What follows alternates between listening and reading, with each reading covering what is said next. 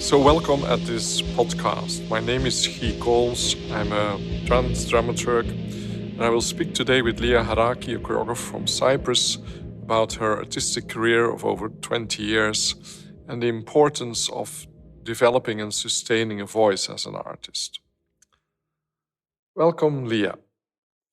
You've had an artistic career of over 20 years, of which I have been a privileged witness as a collaborator and a friend.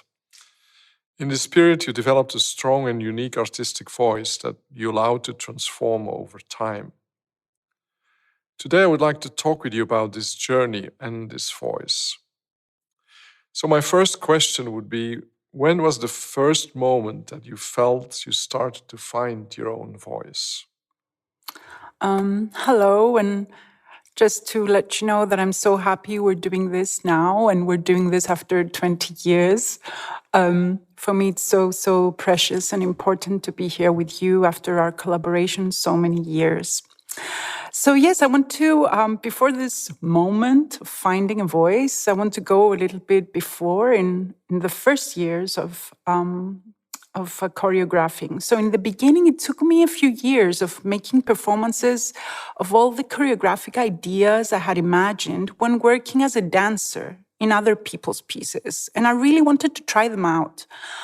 We have a word for this in Greek. It's called apothymena, which means something like repressed or unsatisfied desires. These initial pieces were a mixture of random creativity outbursts, compositional tools I wanted to try out, movement trends of the time, and many references from choreographers I admired. It's like I had to do them. I had to tick that box. And once I took this first layer off, then I felt the need to dig deeper into exploring a more personal movement vocabulary and approach to composition. Actually, this is something that I observe in young makers that I mentor now, how they need to kind of do these ideas in the beginning that they have stored in their heads for so long. And then they are more free to go into creative processes that are not so concrete, but leave room for exploration and research. In my case, also what really helped were some very honest comments, like the initial one you gave me during our meeting. I think it was our first meeting 20 years ago after watching one of my pieces. You had said something like, good piece, but where are you in it? In the politest of ways. Somewhere there I knew you were right, and I needed to find me more if I would, find some kind of authenticity. So then I went back into the studio and literally I made the solo eye to eye in a few hours, which is a piece you mentored. It was like all these personas were waiting to be embodied and just needed permission from the rest of me, who was acting a little bit like the creativity police the last years, telling me what I should or shouldn't do, like a noise in my head or something. In a sense, I had to become ready to accept and to receive the multiplicity and the diversity found in my creative universe. And so I made a piece about that. Eye to Eye was a solo. I was exploring exactly this, how we are not one thing, but made of so many versions of what we call self. This multi-layered self appeared both in voice and movement, which were both swinging from abstract to concrete and vice versa throughout the piece. So in a way, the voice was both acting as sound, but also as text, and the movement both gestural and symbolic, as well as abstract. Also, other elements started to unveil as if I was adding more colors to a palette. I am still using, actually, the same palette. These colors are elements like humor, self-sarcasm, the dialogue between all the different bodies, the social body, the emotional, the mental, the sentimental, the political, the sexual body, the sensual body, the subconscious, the biographical, and the imaginative. The solo was also the beginning of my never-ending attempts to physicalize the metaphysical body. Choreographic elements that appeared back then were repetition and variation that kept me busy for many years. and several geometrical pathways in space and shape, which is like my relationship with geometry is a long relationship. I had discovered that my body in performance was the safest place to accommodate the coexistence of all these bodies. So in the following years, I took time to explore all these elements deeper and even had periods of a few years working with each one of them.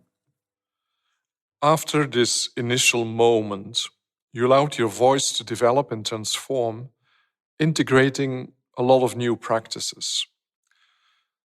Can you describe the pivotal moments in this journey and the different practices that resulted from it?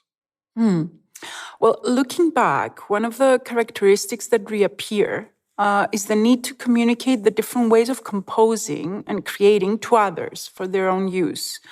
So after a period of a few years, I usually take an element that I'm dealing with, I organize it as a method or a practice, and I transfer it, I teach it, either as a workshop or as an artist coaching practice.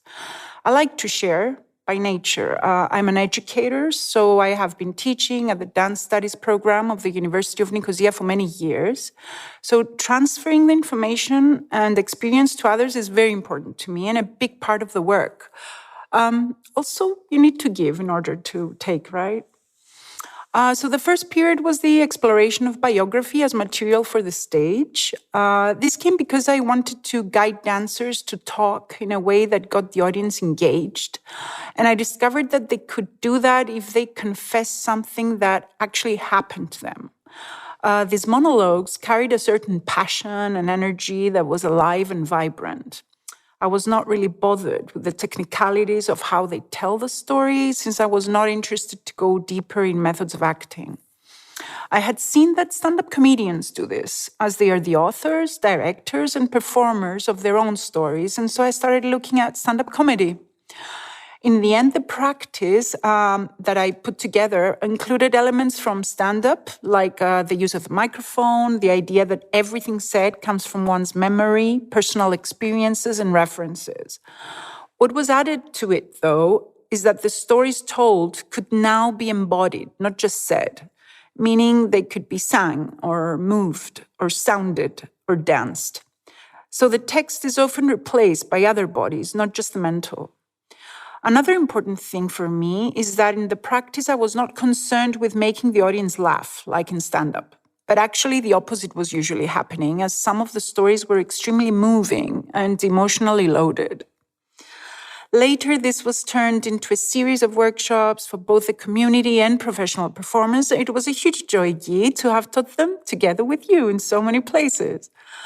What is interesting is that the best groups for it were the mixed ones, with both professional and non-professional performers. The non-professional performers are usually bringing in their authentic way of describing stories, and the performers are sharing all the performance tools that support this process. So it's actually an exchange that works.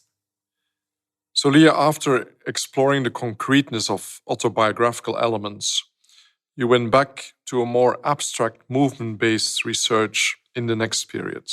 Right. Usually, when we are full of something, we have the need for the opposite. So from literal stories and a lot of information, I had the need to go to abstraction and minimalism, which is the other side, of this energy.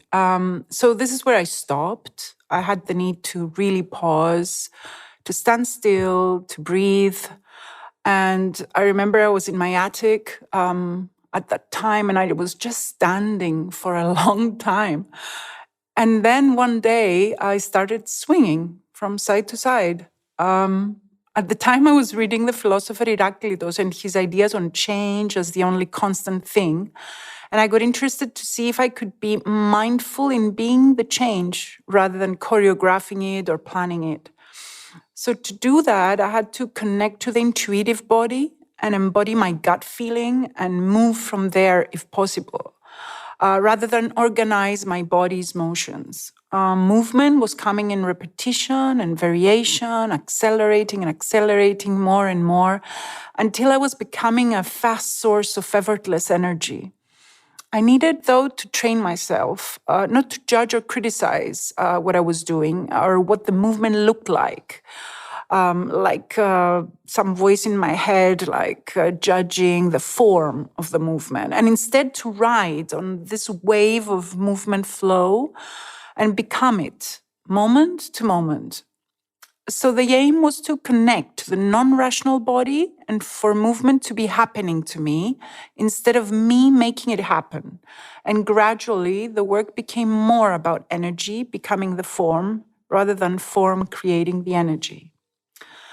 For this process, I found it very useful, and I'm very grateful for her energy, because I invited my sister to mentor me, Lia Haraki, who is doing a lot of work with energy and presence. So basically, Evie was sitting opposite me during the creative process, and she was observing how my energy could change and shift depending on my state and which body I was moving from each time. So, for example, if I was moving from the mental body, she could really see how I was planning the movement. And we had all these codes between us, like maybe she would make a sound, so that I can come back into the non-thinking mind, into the flow. It's a beautiful process. So this solo was a milestone in my career, and its process actually shifted my ideas on existence, and it literally turned my life upside down, personally and professionally, because art sometimes does that to you. I just realized I had no time to continue to sustain social roles that were expected of me, and I let go of anything extra that was not in an organic flow in my life. It was a very beautiful cleansing period, but quite a difficult period. I became a junkie for truth, for supporting my basic nature and who I really was. So tuning became a 40-minute solo to the music of the wonderful Pantelis Diamandidis, and toured a lot. It was also invited to the Venice Biennale as part of a team of artists that formed the Lithuanian and the Cypriot Pavilion. It was curated by Raimundas Malaršauskas, and we actually got a special mention prize too, which was a cause for celebration. So this process again became a way and a practice I named intuition, which is actually, it comes from tuning into your intuition and embodying it. And I have been teaching it in the form of workshops, both on my own, but also together with Evie. People are having major breakthroughs while experiencing it, and it's such a pleasure for me to transfer this beautiful research and knowledge. After that profound research in the use of energy, the next period of research, you focused on the notion of shape. Can you explain what you understand with shape and how you used it in your work? Yeah, as you said, again, after the solo, I had a need to go to the opposite, which was an aesthetic of symmetry. That's how the duet, The Shape of Necessity, was created with dancers Christina Patsali and Petros Konnaris. It was a piece on how love is the practice of trying to maintain balance by accepting that the shifts are part of the process. In the piece we created, it was quite extreme and difficult shapes that we're trying to create, and they were only possible if both bodies of the performers balanced towards each other. So literally, they really needed each other's body in order to balance.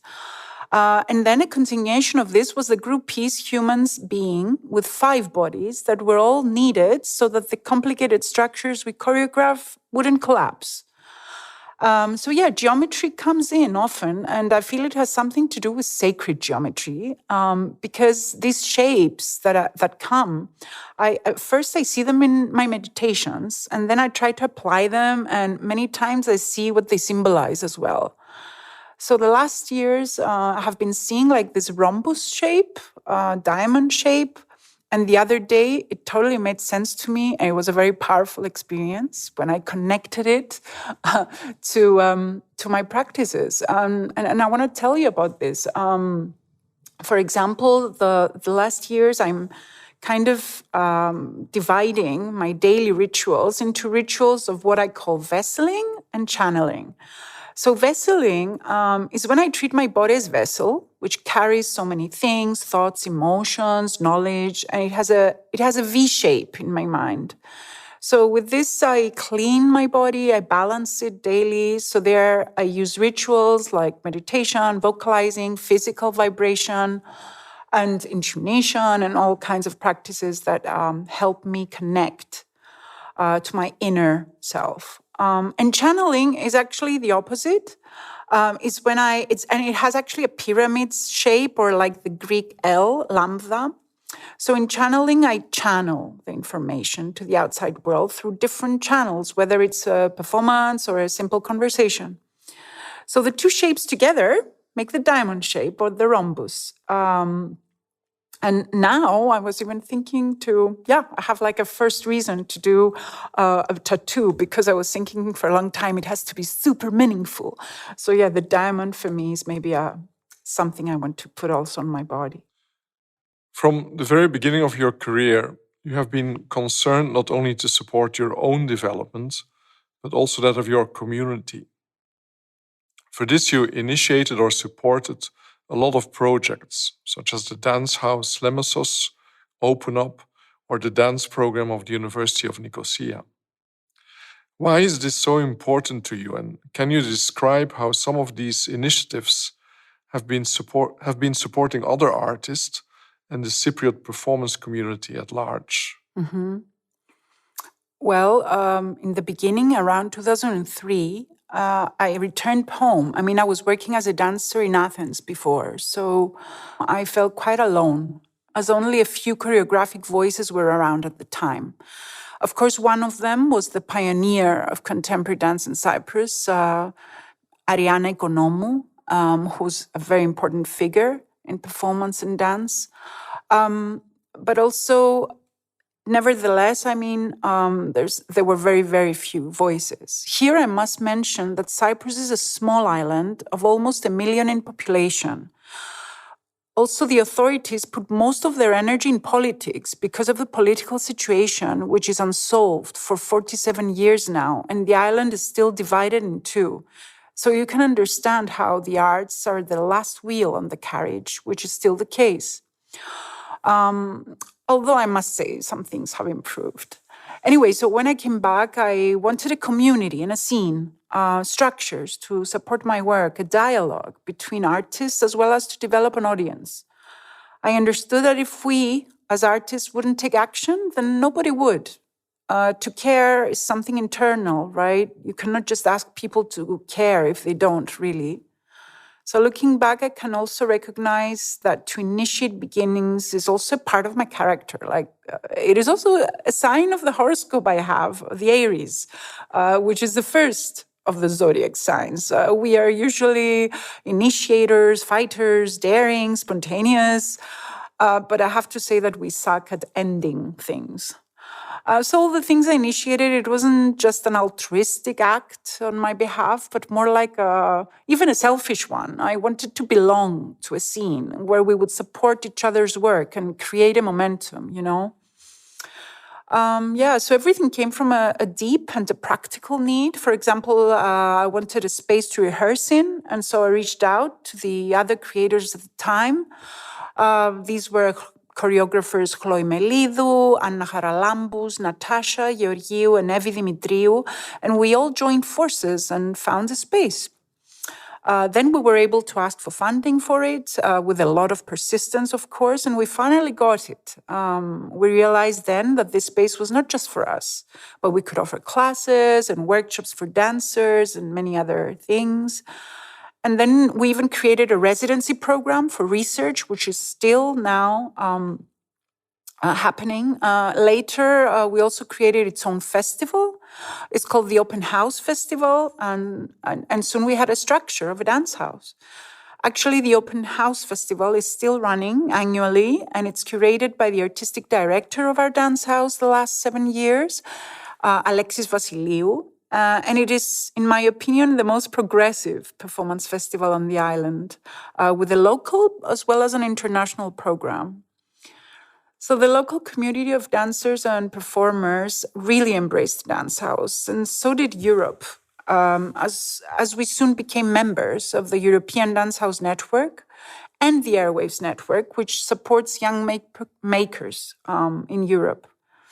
The connection actually with Airwaves happened when I had sent John Ashford, the original director of the network, a video of my work. And it made it into the final list of the pieces selected that year from a group of programmers that vote every year, around 20 pieces each time.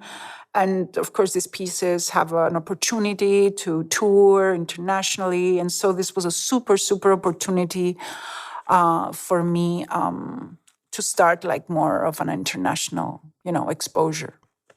Then programmers would come and visit Cyprus to see more work and of course also meet and watch other creators, not just me. So then more artists started their international career, and John had asked me to become the representative in the Airwaves network for the Cypriot makers, a position I passed on to the director of the dance house as this made much more sense. And I think, around that time I met you and I reached out to you, right, for dramaturgical support. And this amazing relationship started where we worked together in so many pieces, taught workshops, and shared a lot of experiences. I think you came to Cyprus how many times? More than 10 at least. Oh my God. Or maybe 20. Actually, you also played a role in the development of our community by advising us on the dance house and many other ways. And you also started working with other choreographers there the last years. It's great. Well, back to the beginnings, though, I want to mention something more, that while all these developments were happening, I was invited to be in the team for the development of the dance studies program at the University of Nicosia. So that started too. At the same time, choreographers teamed up from both cities, Limassol and Nicosia, and we created an association called Nea Kynisi, which means like new movement. And we started our own site-specific festival, and we were proposing programs of larger productions to the Ministry of Culture. So more and more opportunities were given to artists for work. And soon the Dance House Nicosia also started. So really, I couldn't be prouder of what we achieved. The scene now is super vibrant, with a whole new generation of artists being active. And I can finally sit back, as if you ever sit back, Anyway, if I would sit back, I would totally enjoy creating and most of all, being an audience member to those amazing voices. It's such a joy, actually.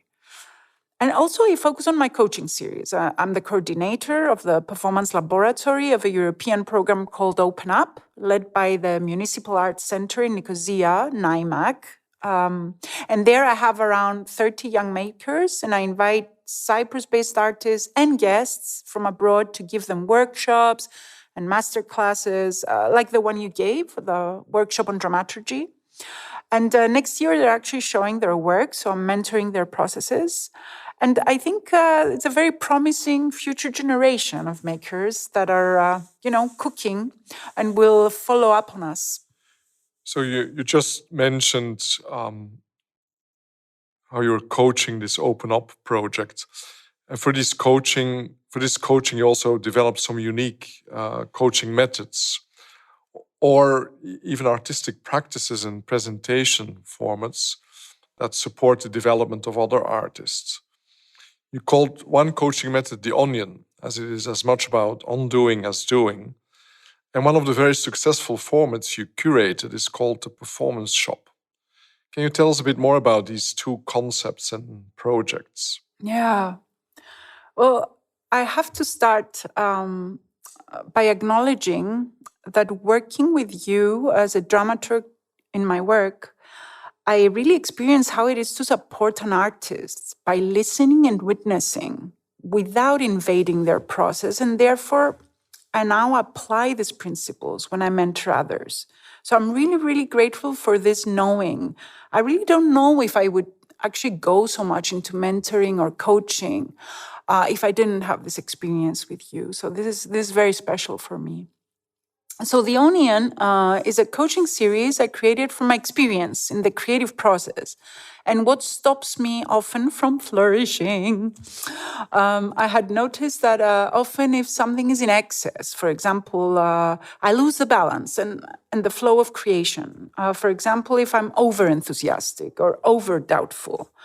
So I created a coaching series for artists and creators in general, not just dancers, where they can map out and look at the elements or layers that make their artistic universe, and therefore recognize when something is out of balance and takes over, basically, the process.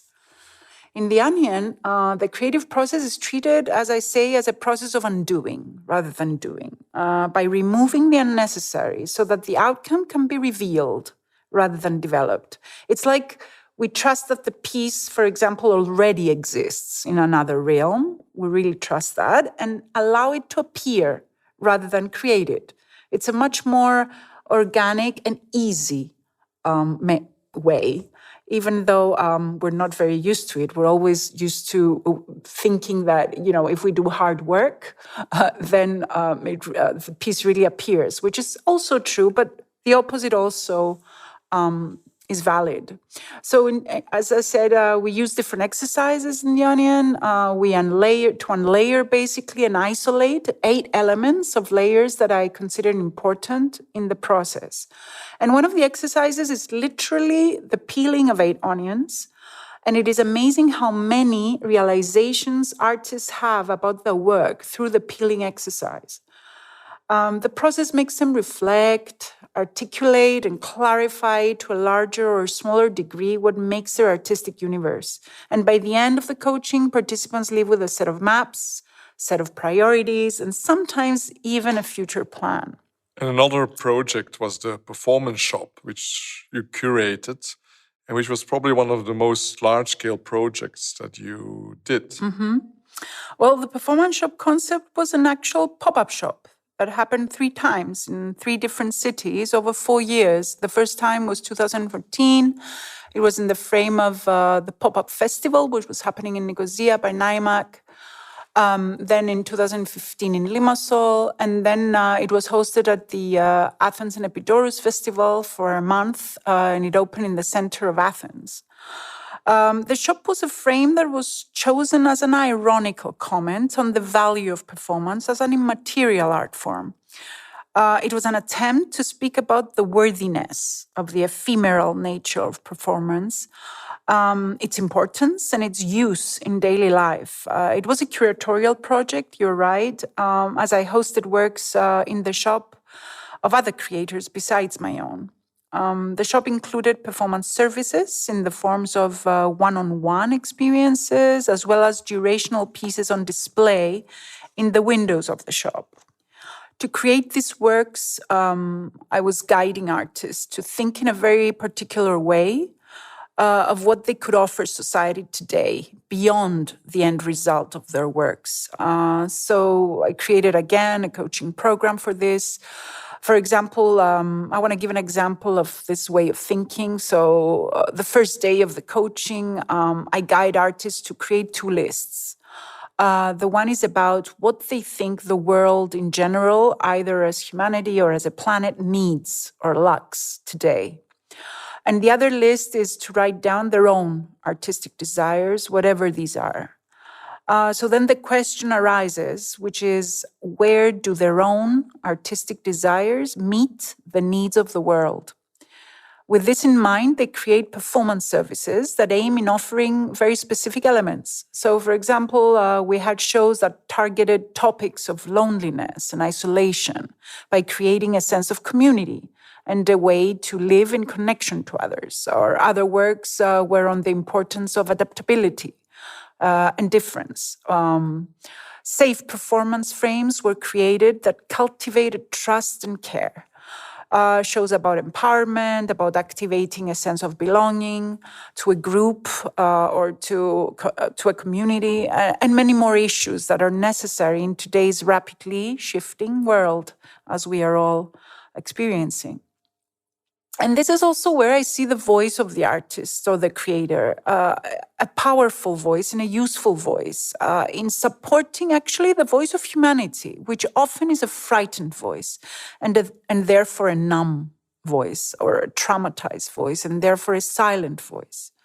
The artist can offer ways to soothe, to empower, to shift, to inform, to inspire individuals and communities, so that they are reminded of their own strength and creative potential.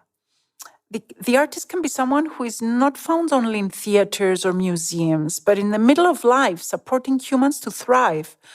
Artists, for example, can offer services like empowering patients in hospitals or offering warm-up services for people behind desks, and a million similar ideas like that can be developed.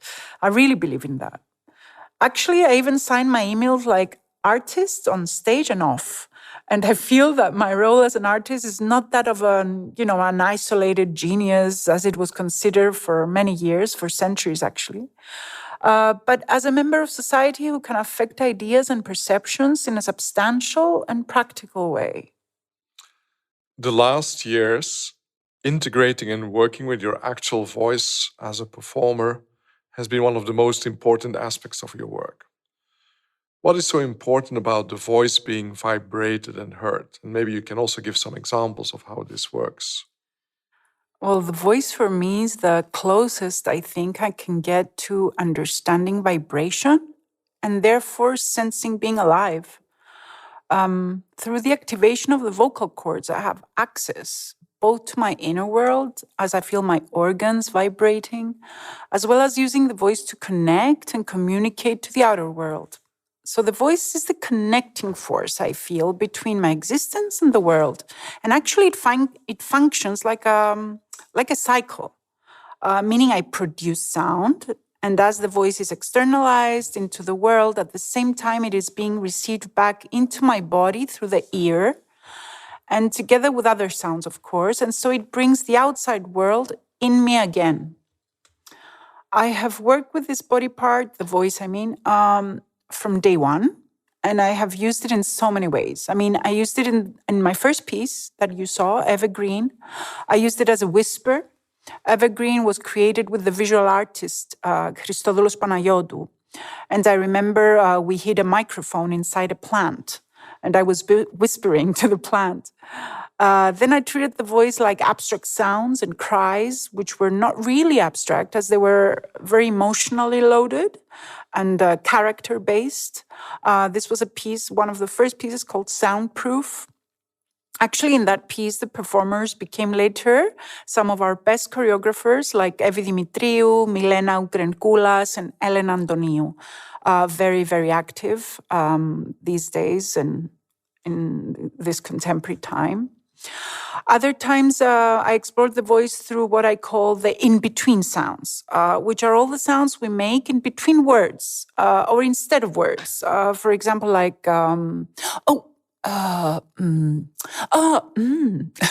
stuff like that. So actually, they're sounds that actually mean something. So they're actually replacing words.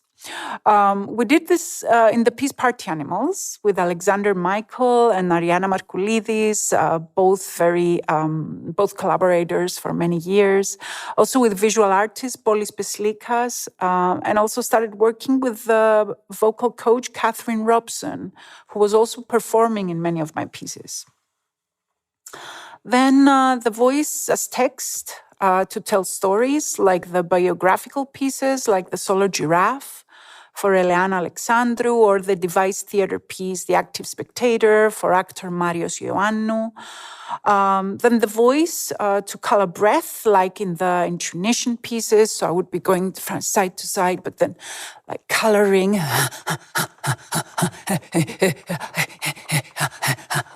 So like coloring the breath.